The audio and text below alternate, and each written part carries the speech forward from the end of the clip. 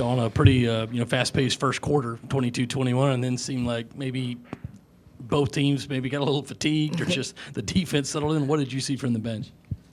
I saw the mental piece of playing such a game during this time. I don't think we played necessarily discipline. It was hard to get our players to just kind of lock into what we needed to do, and sometimes you just gotta let them play. It was fast-paced the first quarter, and then the break. It really is a blur because I'm looking at them play, and it's not really us offensively. And then defensively, I just thought we gave a gritty performance. We just locked in and we just continue to fight, continue to get loose balls and the 50-50 balls, and the rebounds that we didn't come up with, we were in the mix. So some of those rebounds they were scoring off in the first quarter. The last part of the rest of the second, third, and fourth quarters, I thought they didn't score. They got dead ball. They got dead ball. They got the dead ball, but we were able to set our defense up and defend. Coach, sticking with that defensive talk, 22 points off of turnovers, 11 blocks, 13 steals. How locked in is this team right now on the defensive side of the ball, in your estimation? I think we're pretty locked in. I think they really are connected. They understand that we're pretty good. They do. They understand that, and they understand why we're good. And that is our gap defense is pretty good.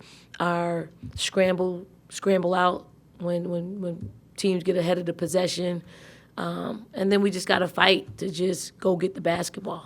Tonight, the block shots were impressive. Just our grit.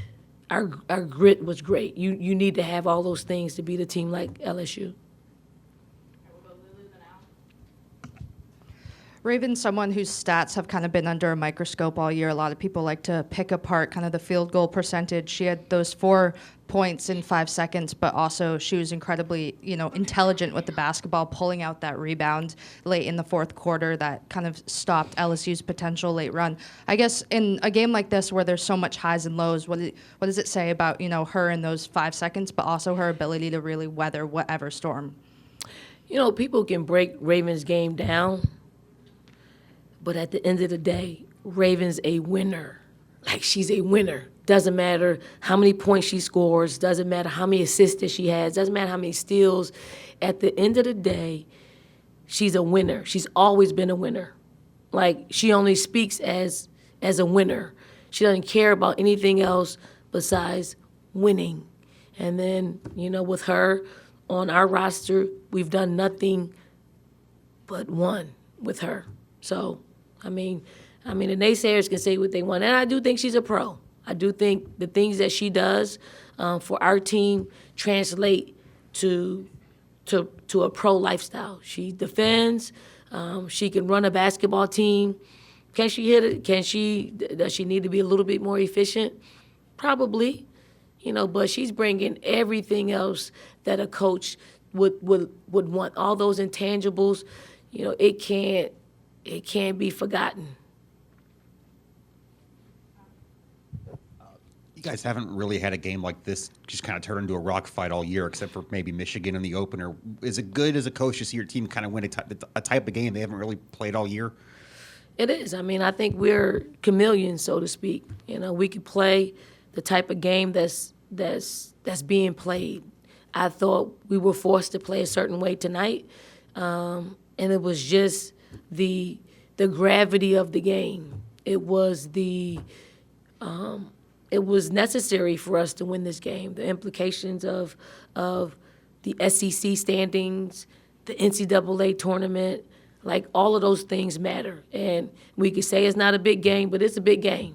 It's a big game come March when we're playing in the SEC tournament, when we're playing in the when the NCAA committee gets together and see us winning this game. And for tiebreaker as well. No Eagles gear today, Dawn? No, they told me to wear garnet, so I had to wear garnet. I'll pick that back up on winning Monday. The statement you guys have made the last couple weeks, beating a number of really impressive teams this year, that's got to say something about, where you guys are headed, what you guys are able to accomplish. Yes, I think we've gotten to a place where we've trimmed the fat off of losing. Like losing to UCLA has helped us just kind of refocus and get back to how we need to play to be successful in this league, in the non-conference play that we scheduled, and then moving into the NCAA tournament. Like you have to figure out ways, and you have to figure out what it is that on any given year, what this team needs to do, what our team needs to do to win. And for us, it's a collective effort. Like it's totally collective from a post standpoint, and then the guards have to play a certain way. And then fortunately for us, we've been able to just mesh the two of them and create something pretty good, because they're totally connected. They totally want each other to be good and make an impact.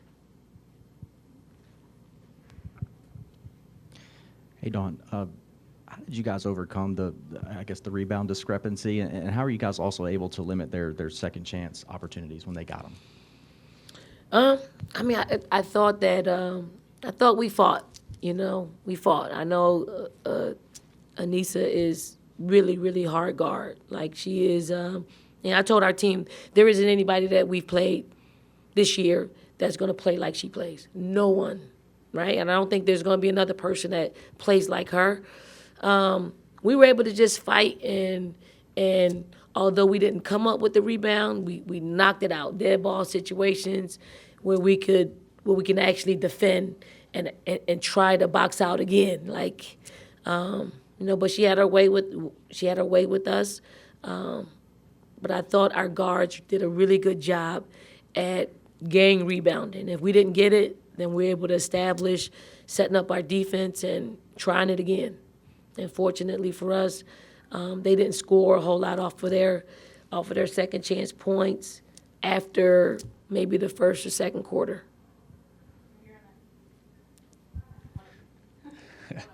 Hey, Dawn, Sanaya Fagan having another big day. I know you've talked about just her path with you and learning from Aaliyah, learning from Camilla. What have you seen from her really these past 2 to 3 weeks, and her growth, and also just her belief in herself to be a go-to big-time player?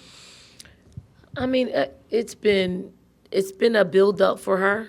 I think Fagan is now starting to just impose her will and showcase her talent, because she's very, very talented.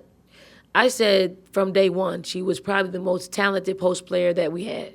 And we had Aaliyah, we had just mere talent. And I know we're not utilizing all of her skill set, but you're seeing it. Like, she's been passing the ball incredibly well. She understands what we need. She's a communicator out there on the floor. Like, she's a unifier on the floor. And now her offense is starting to get going for us, and it's coming at a really great time, because, we need points in the paint. We need bigs that are able to face up and sweep and drive on people. And it's been a build up for her. So I'm really happy. Fagan is probably one of my more favorite players, only because she stuck with us in a time and day where it's so much easier to just leave. Like, she could have been starting for someone else. Now I don't know if other coaches would have allowed her to get away with sometimes not giving her best effort.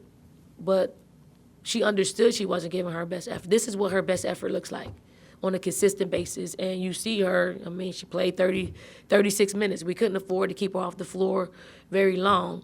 So it's just that, the stick-to-itiveness, the loyalty, and her parents are great people who, yeah, they wanted her to play more. Yes, they had questions throughout the whole process, but at the end of the day, they knew the talent that their daughter had, and they knew that if she stayed here, that we were going to pull it out of her. We're not going to just give her. I could have given her time and, smoothed it over, but no, I mean, she could take what we were dishing out, and that is, no, you're not going to settle.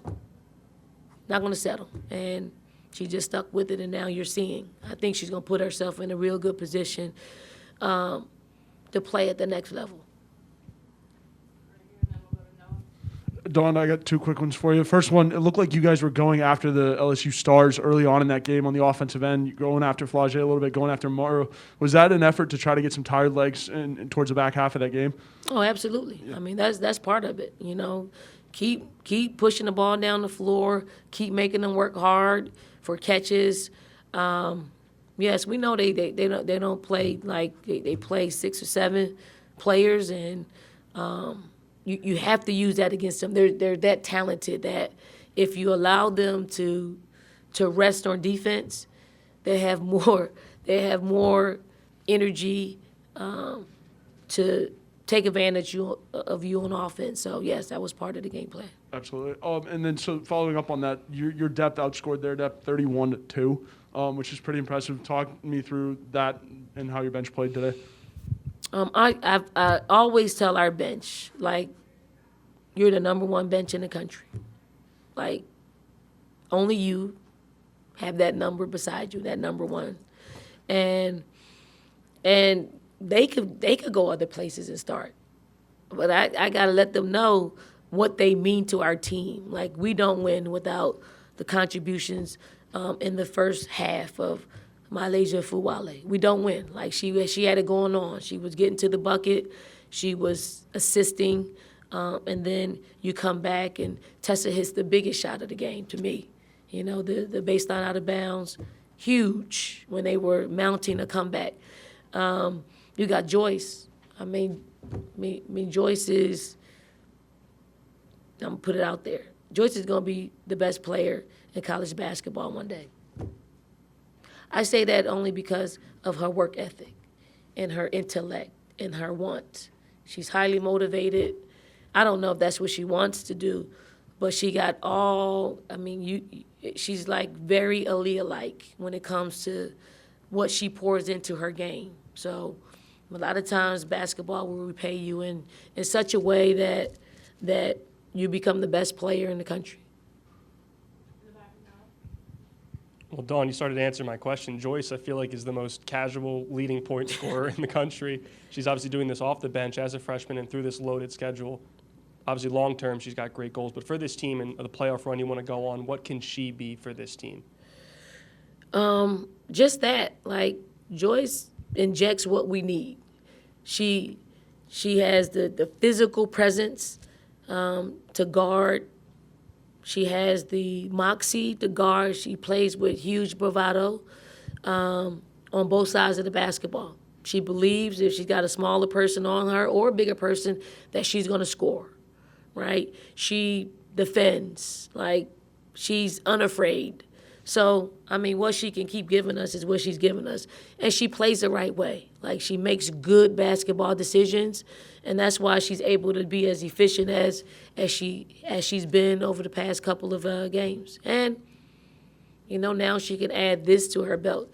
Picked up her third foul early in the third quarter, and I wanted to take her out, but I also wanted to keep her in because of her presence. And she just said, let me stay in, I'm good. And when a player says that, it's a trust thing at that point. I got to trust her to not get into foul trouble, and then she got to trust me to know that I let her stay out there so she doesn't want to, she didn't want to put me in a position where I can't trust her. So it was huge. It was great for her to play through that. Coach, obviously a good defensive performance tonight, and that's a physical talent and physical positive, but can you talk about how it's also a mental strength to kind of frustrate opponents and get in their head, especially in big games like this? I don't think we frustrated them at all. I mean, they are a team that's probably, mentally tough. Like, they play with bravado. They play to win.